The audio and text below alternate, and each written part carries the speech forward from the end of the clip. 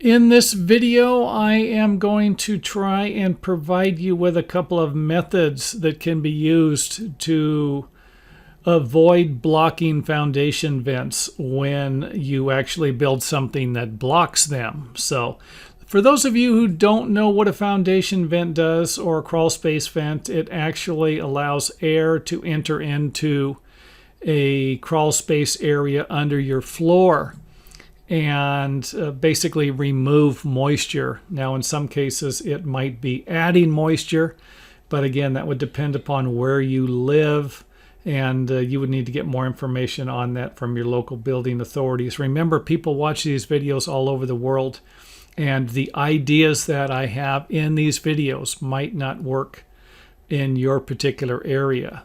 Now let's go ahead and build our porch or patio, raised deck, whatever you want to call it. Whatever it is, it's blocking off the foundation vents now. We can see that, and creating a problem for the air circulation. Here's the most common method used. You would simply notch out a hole in the slab, and of course I'm not talking about notching it out after you pour it, of course. That would be a nightmare. You would need to actually form around it so that when you pour the slab, you would have an access hole or an area where air could vent out of the crawl space vent instead of blocking it off. Now here's something you could do, but of course here, what do we have, about an inch? This isn't going to be the best method for most foundation vents unless you could create some type of an area that is going to be strong enough to prevent it from collapsing. But you could always come out of the side. And, you know, if you have something like this and you're thinking, now, wait a minute, you know, this could be a trip hazard, you're right. You might need to put some type of a screen or something on top of this. But the thing you're not going to want to do is block it off. And I see that, you know, this is probably one of the biggest problems in construction, is somebody builds something like this and they know what's going on. They sell their house, and then someone else comes on and goes, you know, wait a minute, I don't want to look at that. I'm going to fill it up with concrete.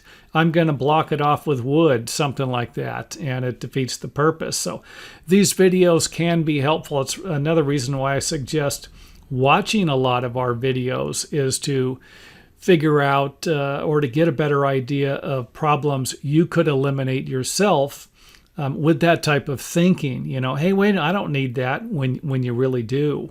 Now, you could always make the porch a little shorter, a little smaller, but of course that would be up to you to avoid covering some of these vents. Something else I did here on a room addition that I built one time, the homeowner had an existing crawl space area with floor framing, but they didn't want the room addition to have a wood floor. They wanted it to be concrete, so I actually had to vent out or used a couple of pipes. Here I have one, but I actually used two pipes and had them come into a large screened area to prevent the bugs from coming in. And that's actually what the screening is for, is to prevent insects and creatures from coming into these areas, but allow the air to flow through. If you don't like the pipe idea, you could always create some type of a tunnel in there. Now, there is something I didn't mention with the tunnel, the pipes, or this area over here. Make sure that the pipes and everything is sloping out. Any water that or moisture that gets in here, you do not want it sloping back into the house. So make sure that the tunnel is actually sloping towards the front. And I have drainage. I've got some slope in this already. You know, what do you need to slope it? About 1/4 of an inch? That would be fine.